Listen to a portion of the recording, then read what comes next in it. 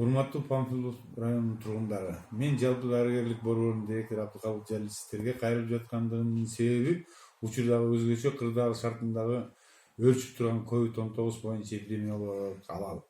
Азыркы тапта 100дөн ашык адам үй карантининде, анын ичинен 33 адам лабораториялык тастыкталган оорунун белгилери билинбеген же болбосо жеңил түрү менен жабыркаган бейтаптар.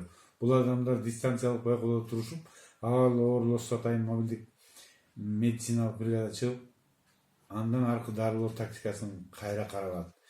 Жалпы дарыгерлик борборунун инфекция бөлүмүндө орто жана оор абалдагы лабораториялык тастыкталган бейтаптар дарыланып жатышат.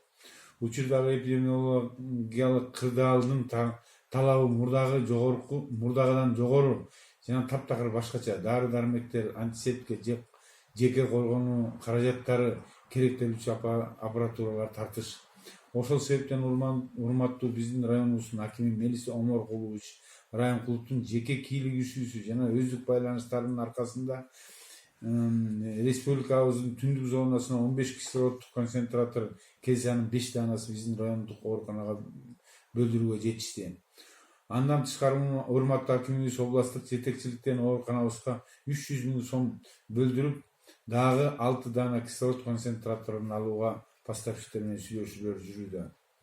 Кара Балта Тоо Кен ачык акционерлик коомунун ишкерлери Аскарул Алмаз, Акимов Андрей Владимирович, тин атынан Панфилов районунун тургуну Мамбеталиев Рустам Рашидович бүгүн 1 дана кислород концентраторун, 40 жеке коргонуучу костюмун жана 300 дана беткап тапшырып кетти. Дагы бир азаматыбыз Абдыбеков Фархат деген жигит 1 дана кислород концентраторун Турцияга заказ берип, биздин ооруканага тапшырууга келишин күтүп жатат. Мындан тышкары Турцияда иштеп жаткан биздин райондун жаштары COVID-19 жана пневмонияда колдонуучу дары-дармектерди алып берүүгө көмөктөшөрүн билдиришти. Көп түкүрсө көл болот дегенде кечээ эле эч кандай жардам жоктой, жалгыз өзүбүз калгандай көрүндү эле. Мына мынтип чекесинен кол сунуп жеке азаматтарыбыз, мекемелер көмөктөрүн көргөзүшүп, түшүнүү менен мамиле кыла башташты.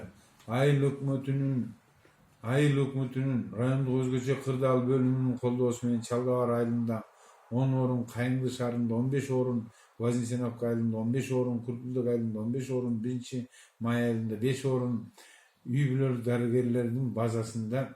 Андан тышкары Тилебалиев атындагы жатак мектебинде 60 орун, жалпы дарыгерлик борборунун базасында 30 орун, бардыгы болуп районубузда 135 орун күндүзгү стационар ачылды. Бул орундарга келип бейтаптар жатып, керектүү дары-дармектерин өзүнүн айылында дарыгердин жолдомосу менен тамчылатып, кан тамырга куйдуруп кетсе болот. Азыркы шартта жогору жана орто эмес кичи медициналык кызматкерлерибизде тартыштыктар бар. Бул жетишсиздиктер биздин элди медициналык тейлөөбүздү аксатып атат. Бирок ошого карабай мен жалгызмын, чарчадым дебей, күнү-түнү үй бетин көрбөй 15-20 сутка күндөк ооруканада өз милдетин аткарып, өзүнүн эле эмес үй бүлө мүчөлөрүнүн, жакындарынын ден соолугун тобокелге салып иштеп жатышкан медицина кызматкерлерибизге түшүнүү, урматтоо менен мамиле кылууңуздарды суранам. Ушул кыйынчылыктардын баарын чогуу бир жакадан баш чыгарып, бир жеңден кол чыгарып, бири-бирибизге колдон келген көмөгүбүздү көргөзүп, колдосок, бирдиктүү болсок, бул кыйынчылыктардын баарын сөзсүз жеңип чыгабыз деп ишенем. Көңүл бурганыңыздарга чоң рахмат.